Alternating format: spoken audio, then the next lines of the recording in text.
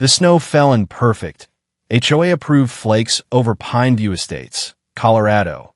Every lawn exactly 2.5 inches tall, every wreath hung at the precise 45-degree angle mandated by Section 4.2 of the Covenants. Darlene Atwood pulled her modest SUV up to the curb of the grand community house that Vera Langford, the HOA president, liked to call the heart of our little family. Darlene's 10-year-old son Micah sat in the back, clutching a green construction paper card he'd labored over for 3 days. For community Grandma Marlene, it read in wobbly crayon. He had drawn himself and Marlene by a fireplace that didn't actually exist in any of their cookie-cutter homes. Darlene killed the engine. The invitation had been a screenshot from her cousin on the board, Callista, Vera's daughter, saying only annual Pineview Christmas Eve gathering. No address, no time, no mention of Darlene or Micah. But Darlene had come anyway, the way she always did, because disappearing would only prove Vera's favorite line. Some people just don't fit the Pineview aesthetic. She stepped out, boots crunching on salt that had been spread in perfect geometric patterns. Micah hopped down beside her, navy coat sleeves riding up an inch too short. "Do you think Grandma Marlene will remember the cookies I like?" he asked, eyes bright with that dangerous 10-year-old hope. Darlene forced a smile. "She's got a memory like a steel trap, kiddo." She didn't add that Marlene was the original founder of Pineview Estates, the woman whose name still appeared on the charter as lifetime honorary chair, the only person who could theoretically overrule Vera's iron fist.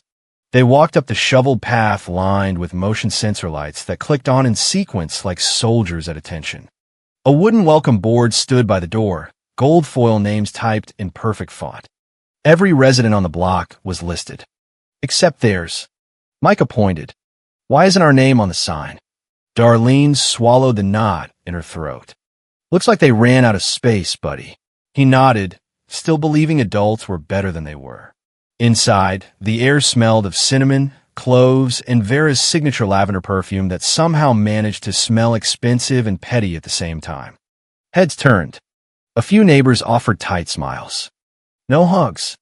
Vera glided over in a red velvet dress that screamed, "I'm not just president, I'm the vibe." "Darlene, you made it. Wouldn't miss it, would you?" Her laugh was bright, brittle, the kind of laugh that could fine you for grass height while sounding like Christmas bells.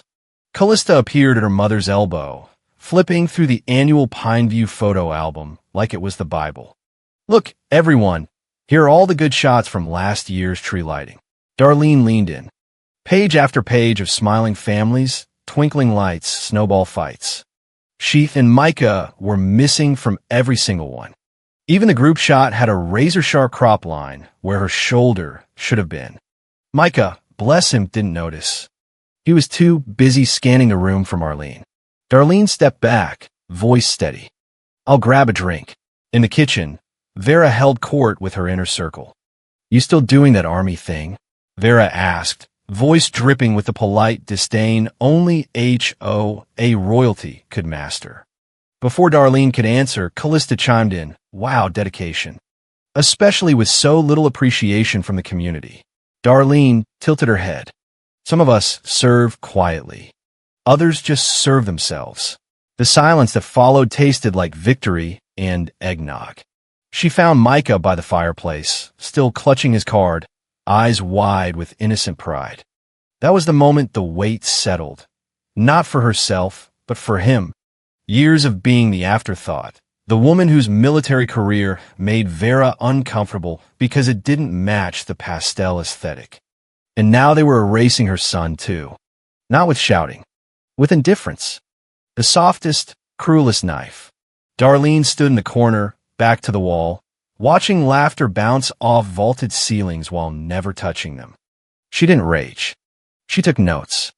Because when your name doesn't appear on the guest list, it's not a mistake. It's a message.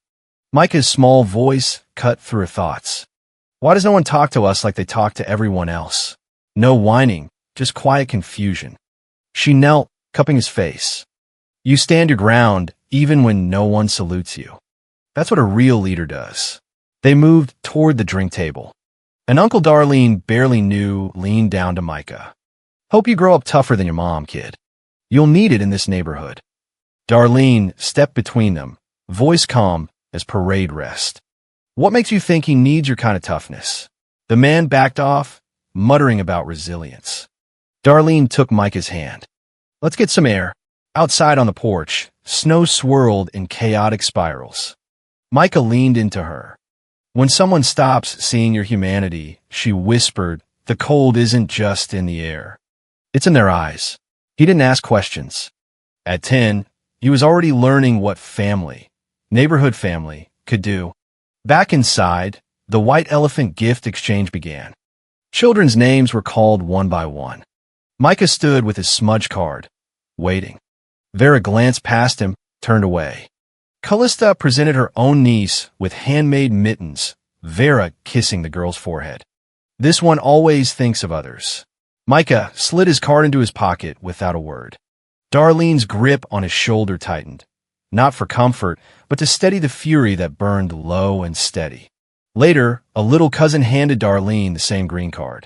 Someone said it got left behind. Darlene unfolded it, the crayon heart half faded. They had tossed it like junk mail. She slipped it into her coat, like classified intel. The night darkened. Darlene stood by the tree, eyes catching the ceramic snowflake ornament she had painted during a quiet night in basic training years ago and donated to the community collection.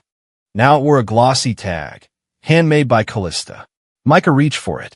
Callista's voice snapped, "Don't touch that." Every head turned. Darlene placed a hand on her son's shoulder. "It's okay, bud. That ornament's just confused. It forgot who gave it life." Callista blinked, lips parting, but said nothing. The silence in the room was louder than any fine Vera had ever issued for non-compliant holiday decor. Darlene guided Micah toward the fireplace again, hands steady even as fury simmered. This wasn't about lights or ornaments. It was about power, the kind Vera wielded with smile and clipboard, finding single moms for flagpoles 1 inch too tall while letting her own daughters Tesla park on the grass. Darlene had endured it all in silence, the way a good soldier waits for the right moment. Tonight, she felt the moment coming. The laughter continued, Bing Crosby crooning through speakers while Vera and Callista huddled near the punch bowl, voices carrying just far enough.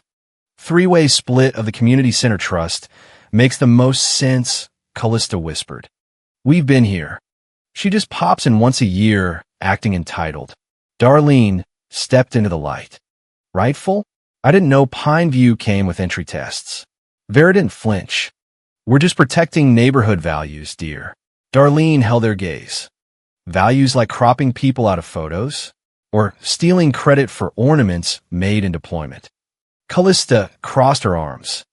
Vera smiled that tight, HOA president smile. Don't make this about you. Darlene turned away, Micah following. Outside, the old golden retriever Radar, Marlene's dog, bounded up, tail wagging.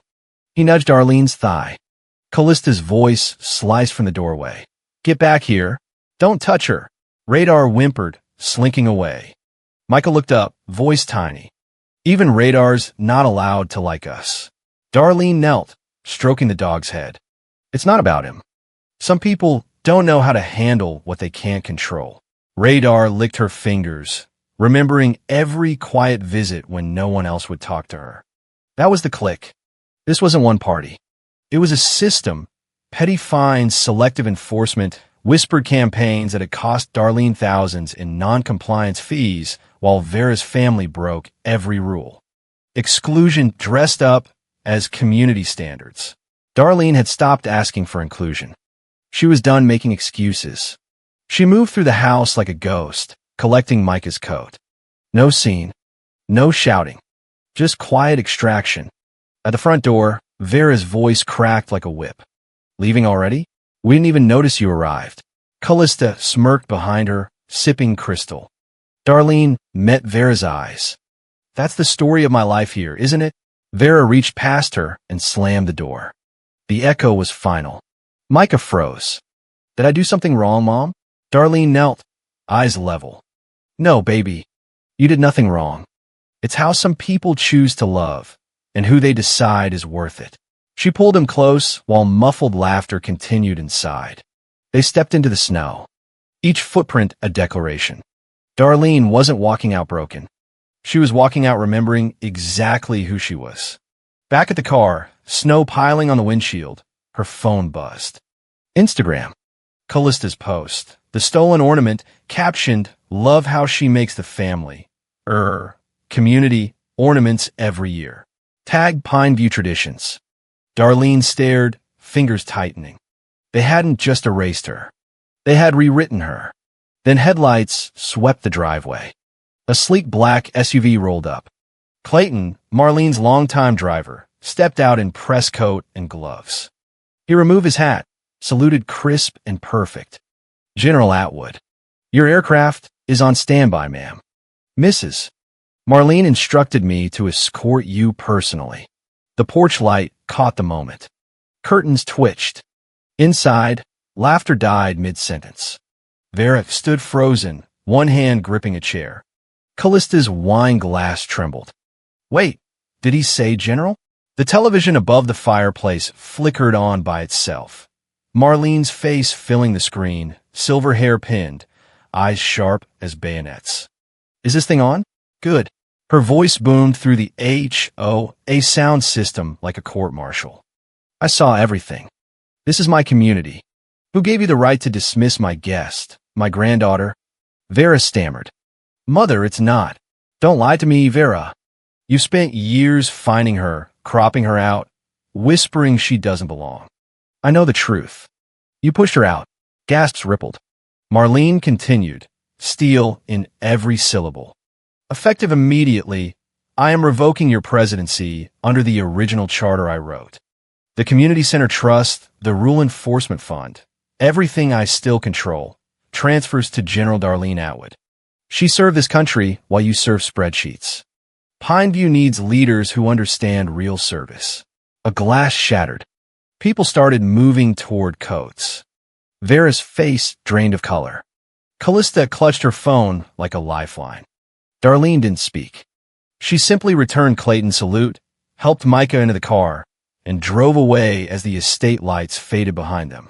The next morning, the snow still fell, but Pineview Estates felt colder than the weather. Vera opened her door to a courier with a thick legal envelope. She read it in the living room while Callista hovered. The words were simple. All HOA authority previously granted to Vera Langford and Callista Ray rescinded. New board chair, General Darlene Atwood. Callista's face crumpled. "You promised me she'd never take our place." Vera said nothing. She just stared at the paper like it was written in a foreign language. Miles away, Darlene and Micah sat in a quiet cafe. Micah drew on a napkin, a house with 2 people and a dog. "It's you and me," he said. Darlene smiled, the first real one in years. "That's our new legacy, kiddo." Quiet but unshakable. Her phone lit up with notifications, veterans sharing the clip, neighbors apologizing, the viral moment where a slammed door became a salute that toppled an empire. Vera tried deleting comments. Callista posted vague, healing stories. No one replied. Darlene didn't gloat. She simply opened a new note on her phone titled Timeline Evidence. She wasn't starting a war. She had already won it. That afternoon, she accepted an invitation to speak at the local veterans ceremony. Not because she needed validation. Because for the first time, someone had seen her without the HOA filter. Evening fell. Darlene sat by the window with peppermint tea, watching neighborhood lights blink off one by one. She didn't feel triumphant. She felt free. The door they slammed had become a wall with her name carved across it. A week later, Micah brought home a school project, a poster of her in uniform. She didn't just serve her country. He'd written in wobbly letters, "She served our truth." Darlene framed it. She hung Marlene's photo above her desk with a brass plaque. "She saw me before the world did." A new voicemail from Vera waited. Darlene deleted it without listening. Some victories don't need a reply. They live in the quiet rebuilding. Outside, the snow had melted in patches. Life continued. Darlene closed the curtain. The HOA Karen had tried to erase her. Instead, the whole neighborhood learned her name, rank and all. And somewhere in Pineview Estates, a perfectly manicured lawn still stood at exactly 2.5 inches, but the woman who used to measure it no longer held the ruler. Darlene woke the next morning to sunlight slicing through blinds in their modest townhome on the edge of the development. The only house Vera had never been able to fine into submission because Marlene's charter protected original legacy properties. Micah was already at the kitchen table, drawing again. This time a helicopter with Mom written on the side in green crayon. "It's your jet," he explained when she walked in. She ruffled his hair. "Close enough, kid." Her phone buzzed with the first real message that mattered, an email from the Pineview attorney confirming the transfer. The community center keys, the rule enforcement budget, the entire digital archive of every complaint Vera had ever filed against her. Darlene opened the attachment. Page after page of non-compliant flag display, excessive military decor, failure to maintain aesthetic harmony. Each one signed by Vera in that perfect cursive that somehow looked both professional and poisonous. She didn't rage. She forwarded the entire file to the local news station with one line, "For your records." Then she closed the laptop and made pancakes. Micah ate 3. She ate 1. The rest went into the freezer for later because normal life, real life, was starting again. Across the neighborhood, Vera's house looked the same from the outside. Wreaths still perfect, lights still timed to the second. Inside was a different story. Callista had spent the night screaming into pillows. Vera sat at the dining table surrounded by shredded HOA newsletters, the ones that used to feature her face on every cover. "We can fight this," Callista kept saying. Vera just stared at the wall. "She has the charter, Callista. The original one. I built my entire identity on rules I thought no one could touch." By noon, the first neighbor knocked on Vera's door, not with cookies, but with a printed copy of the new bylaws. "Just want to make sure we're all on the same page," the woman said, voice sweet as artificial sweetener.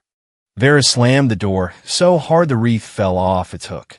Darlene spent the day quietly. She walked Micah to school, saluted the crossing guard out of habit, then drove to the community center she now technically oversaw. The building smelled of pine cleaner and old coffee. On the wall hung the photo album Callista had been so proud of, the one with Darlene and Micah cropped out. Darlene took it down, opened it to the first page, and wrote in neat block letters, "Additions approved by new chair, General Darlene Atwood." Then she placed Micah's green card inside, right next to the stolen ornament Callista had claimed. She didn't post it online. She didn't need to. The viral clip of Clayton's salute had already reached 2 million views. Veterans groups were sharing it with captions like, "She stood quiet and still outranked them all." A local anchor had called for comment. Darlene declined politely. "I'd rather focus on the community," she said. The anchor almost dropped her microphone.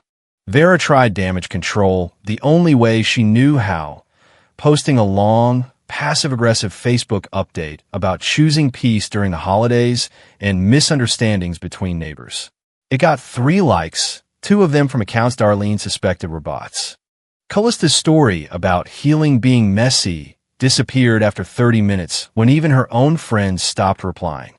Darlene received dozens of messages that day. Some were apologies from neighbors who had looked the other way while fines piled up. One was from an old deployment buddy. "Proud of you, General. Always knew you'd lead something bigger than a platoon." She smiled at that one and saved it. At 3 o'clock, her phone rang. Marlene. The old woman's voice was tired but clear. "You didn't just leave their house. You left a legacy I was ashamed of, and that's why I'm proud of you." Darlene closed her eyes. "Thank you for seeing me." Marlene chuckled. "I always did. Now go make that neighborhood something worth saluting." That evening, Darlene sat on the porch with Micah, watching the sunset paint the mountains. Radar appeared at the fence line, tail wagging. Someone, probably Callista, had tried to keep him inside, but the dog had other ideas.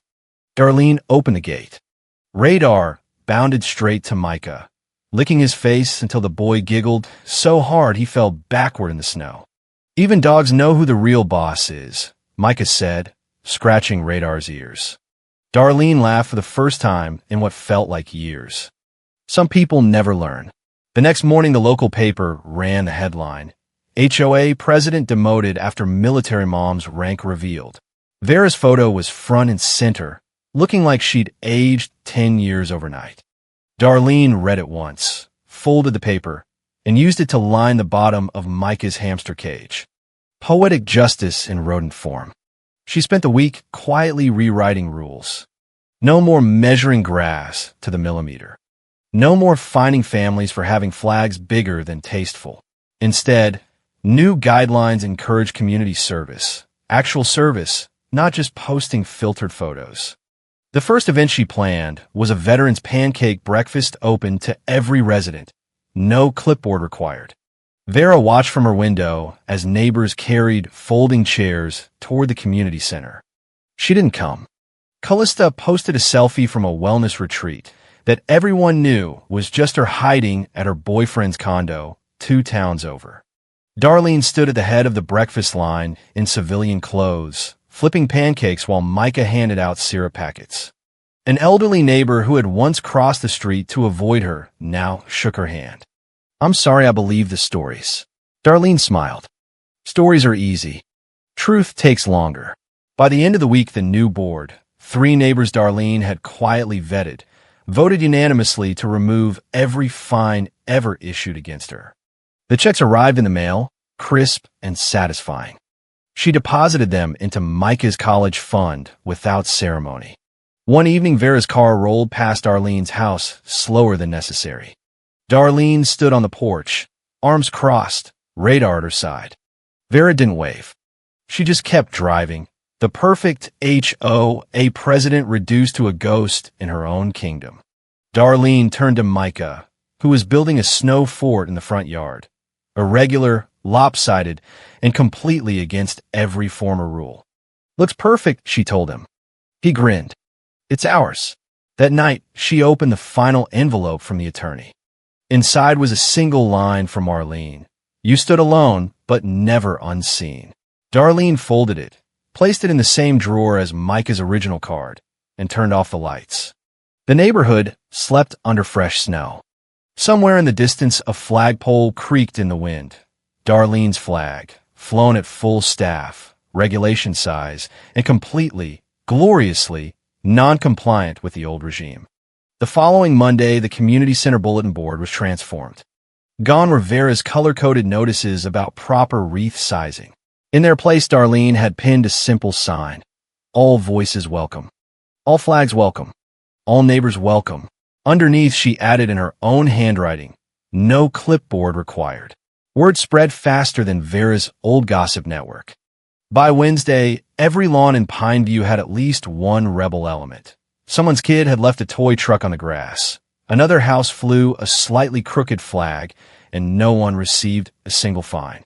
The atmosphere felt different, lighter, like the whole neighborhood had taken a collective deep breath after years of holding it. Darlene received a text from an unexpected number. "Clayton.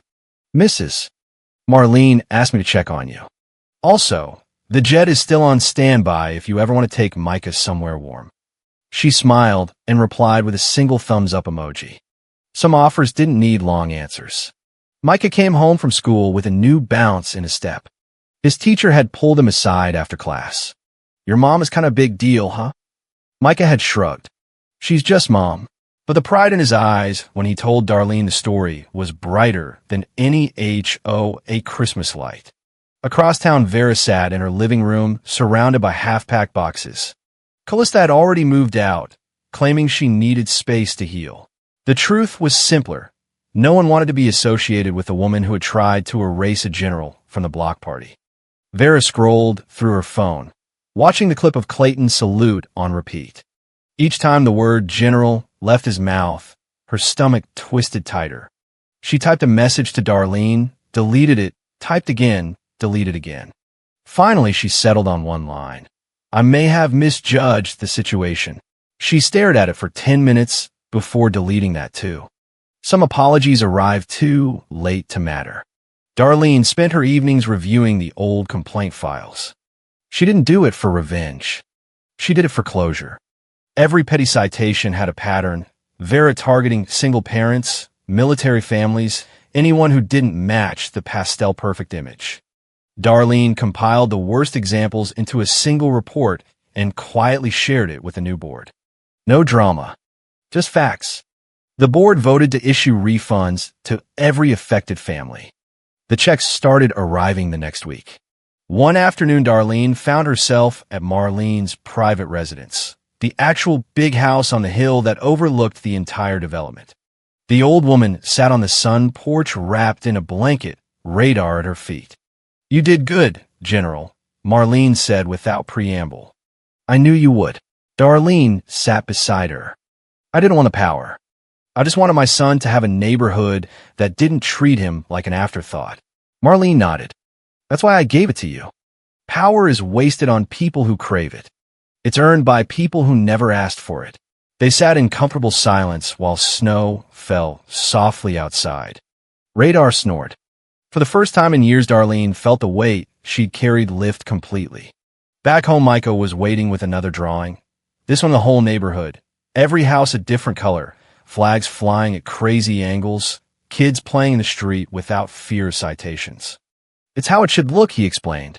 Darlene taped it to the fridge with the same care she once used for classified documents. That night her phone rang. "Vera." Darlene let it go to voicemail. The message was short, voice cracking. "I just wanted to say congratulations on the new position. Maybe we could talk sometime." Darlene listened once, then deleted it. She had already said everything that needed saying with silence.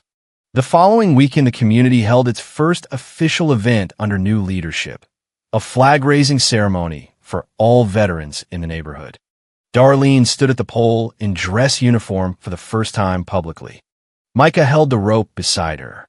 When the flag reached the top and snapped in the wind, the entire crowd, neighbors who had once looked away, cheered louder than any HOA Christmas party ever had. Vera watched from her car parked at the curb. She didn't get out. She didn't wave. She simply drove away, the taillights disappearing around the corner like the end of a bad chapter. After the ceremony, Darlene and Micah walked home hand in hand. Snow crunched under their boots. Radar trotted beside them, leash-free because the new rules allowed it. "Mom," Micah asked, "do you think Grandma Marlene is proud?" Darlene squeezed his hand. "I know she is. And so am I." They reached their front door, the same door Vera had once tried to slam in their faces metaphorically for years. Darlene paused, key in hand. "You know what the best part is?" she told Micah. "We never had to slam any doors back. We just opened new ones." Inside, the house smelled of hot chocolate and fresh cookies. The stolen ornament now hung on their own tree with a new tag, made by General Darlene Atwood, Deployment 2017. Micah touched it gently. "It finally knows who it belongs to." Darlene smiled, the kind of smile that came from deep peace instead of performance. The HOA empire Vera had built on fear and perfection had crumbled not with shouting, but with one crisp salute and the quiet truth that some leaders don't need titles on their lawn. They carry them in their posture. And somewhere in the quiet Colorado night, the neighborhood slept easier, lawn still mostly 2.5 inches, but hearts beating at their own perfect rhythm. The new Pine View Estates settled into its rhythm faster than anyone expected. Monday mornings no longer began with Vera's patrol car, cruising the streets, clipboard in hand. Instead, residents woke to Darlene's weekly email, short, friendly, 0 fines attached. Reminder, community pancake breakfast this Saturday. Bring your worst pancake recipe and your best story. The response was overwhelming. People who had hidden behind closed doors for years started showing up with lawn chairs and real conversations. Micah thrived. His teacher reported he was speaking up in class, making friends, even organizing a Draw Your Hero project where half the kids drew Darlene in uniform. When Darlene visited the classroom for career day, the students asked questions about jets, deployments, and whether she could really order people to do push-ups. She demonstrated one perfect push-up on the classroom floor, while Micah beamed like he'd won the lottery. Vera's house grew quieter. Callista's car hadn't been seen in the driveway for weeks. Neighbors whispered that she had taken a job in Denver, anything to escape the stares of the grocery store. Vera herself appeared only at night, walking her empty streets like a ghost checking on a kingdom she no longer ruled. Darlene received a formal letter from the state HOA Oversight Board. They had reviewed the complaint files she'd quietly submitted. An audit was scheduled. Vera would be required to attend. Darlene read the letter once, then filed it under closed cases. She didn't need to watch the audit. She had already won the war the day Clayton saluted in the snow. One evening, a knock sounded at Darlene's door. She opened it to find 3 former board members standing on her porch, looking sheepish. "We, wanted to apologize in person," the oldest said. "We believed Vera's version for too long." Darlene invited them in for coffee. They sat at her kitchen table, same table where Micah had once cried over the ignored Christmas card, and talked for 2 hours. No one mentioned rules or fines. They talked about kids' deployments life. When they left, one man shook her hand. "You're going to be a hell of a chair, General." Darlene smiled. "Just Darlene is fine." The next day, the local paper ran a follow-up story. Former HOA president faces audit after years of selective enforcement. Vera's photo was smaller this time. The article quoted anonymous neighbors saying the atmosphere had finally started to feel like a real neighborhood. Darlene read it while Micah ate cereal. She didn't comment. She simply turned the page to the comics and handed Micah the funny section. Marlene called again that afternoon. "I hear the audit is going well," she said.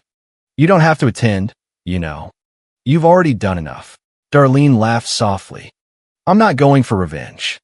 I'm going because someone needs to make sure no other mom gets erased the way I was." Marlene was quiet for a moment. "That's why I chose you." The audit happened on a Tuesday. Vera arrived in a pantsuit that looked too big, makeup applied with shaking hands. Darlene sat in the back row in civilian clothes, Micah at school. She didn't speak. She didn't need to. The evidence spoke for itself. Hundreds of pages of complaints, timestamps showing Vera had personally targeted Darlene's home 17 times in 3 years. The state board recommended revocation of her real estate license and community service hours teaching ethical HOA management. Vera nodded through it all, eyes glassy. After the meeting, Darlene walked out into the crisp air. A reporter waited on the steps. "Any comment, General?" Darlene paused. "Just that every neighborhood deserves leaders who serve the people, not the rule book." She walked away without another word. The clip went viral by dinner. That night, Micah asked the question she had been waiting for. "Mom, are we staying here?"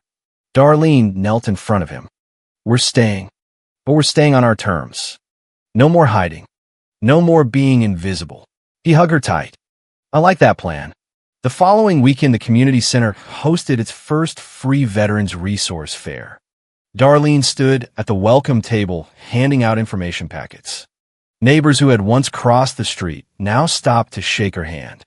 One elderly woman pressed a small package into her palm. "I made this for you. It's not much, but it's from the heart." Inside was a hand-knitted scarf in regulation green. Darlene put it on immediately. Vera drove past the center slowly, windows up, eyes hidden behind sunglasses. She didn't stop. She didn't wave. She simply kept driving toward whatever future she had left. Darlene watched the taillights disappear, then turned back to the crowd. Micah stood beside her now, wearing his own little future general name tag. "This is better than any Christmas party," he whispered. Darlene ruffled his hair. "It really is." Later that evening, she sat on the porch with Radar, the dog's head in her lap. Snow fell again, softer this time. The neighborhood lights twinkled, not in perfect synchronization anymore, but in their own imperfect, beautiful rhythm. Darlene took a deep breath of cold air and felt something settle deep in her chest. Peace that no rulebook could ever find away. She had walked out of Vera's house that Christmas Eve, carrying only a child's smudged card and years of quiet fury. She had returned to the neighborhood carrying something far heavier, authority earned, respect freely given, and a future wide open. The slammed door had become the starting line. Spring arrived in Pineview Estates with a kind of sudden color that made old rules feel silly. Tulips pushed through lawns that were now allowed to grow 3 whole inches. Kids left bikes on sidewalks without citations. Flags of every size and branch flew from porches like a silent thank you parade. Darlene stood on her own porch watching Micah ride his bike in circles, laughing with the neighbor kids who had once been told not to play with a military family. Radar chased them in wide, joyful loops. The scene looked ordinary. To Darlene, it looked like victory painted in daylight. Her phone buzzed with a notification she almost ignored, then opened anyway. Vera had posted one final message on the old HOA Facebook group. A single photo of her empty living room with the caption, "Sometimes you have to let go to move forward." Wishing everyone well. The comments were polite but distant. No one asked her to come back. No one offered condolences. The kingdom had moved on. Darlene closed the app without replying. She didn't need the last word. She had the whole new chapter. Marlene invited her for tea the following Sunday. The old woman looked frilier, but her eyes still held that founder's fire. "I hear the state audit is finished," she said, pouring Darlene a cup. Vera lost her license. Community service starts next month, teaching ethics to new board members. Darlene stirred her tea. "She'll hate every minute." Marlene chuckled. "Good. Maybe she'll learn something." They talked for hours about deployments, about raising Micah alone, about the night the door slammed, and everything changed. When Darlene stood to leave, Marlene pressed a small brass key into her palm. "The community center has a new plaque now. Your name is on it. Permanent." Darlene closed her fingers around the key. "Thank you for trusting me." Marlene waved it off. "I always did. You just needed the right moment to prove it to everyone else." Back home, Micah was waiting with another drawing. This one of the entire neighborhood under a giant American flag. "It's for the center," he explained. Darlene hung it in the place of honor above the fireplace, right beside the original green card now preserved under glass. That evening she received the last message she would ever need from the past. An email from Callista, short, formal, no emojis. "I'm sorry for my part in everything. I hope you and Mike are well." Darlene read it twice, then hit delete. Some apologies arrived after the bridge had already been rebuilt stronger. The following weekend, the neighborhood held its first ever Memorial Day barbecue. Darlene wore her dress uniform. Micah wore a miniature version Darlene had ordered online. Neighbors brought more food than any table could hold. Flags waved. Stories were shared. No one measured grass height. No one checked wreath angles. They just celebrated. Vera drove past once, windows tinted, car moving slowly like she was memorizing the scene she could no longer control. Darlene caught the glimpse, but didn't wave. She simply raised her hand in a quiet salute, not to Vera, but to the neighborhood that had finally chosen truth over perfection. Later that night, Darlene sat on the porch alone, radar snoring at her feet. The sky was clear, stars sharp above the mountains. She thought about the Christmas Eve that had started everything, the slammed door, the ignored card, the salute that changed history. She smiled into the dark. She had never raised her voice. She had never demanded a seat. She had simply stood still, remembered who she was, and let the truth do the rest. Somewhere in the quiet houses, former Karen loyalists were learning new rules. Somewhere Vera was packing the last of her perfect decor. Somewhere Micah was dreaming of helicopters and heroes who looked like his mom. Darlene stood, stretched, and walked inside. She didn't lock the door. In this neighborhood, under this new leadership, doors stayed open. The empire of petty rules had fallen not with a shout, but with one crisp salute in the snow. And the woman once erased from every photo now stood at the center of every frame. Rank, respect, and peace finally, perfectly hers.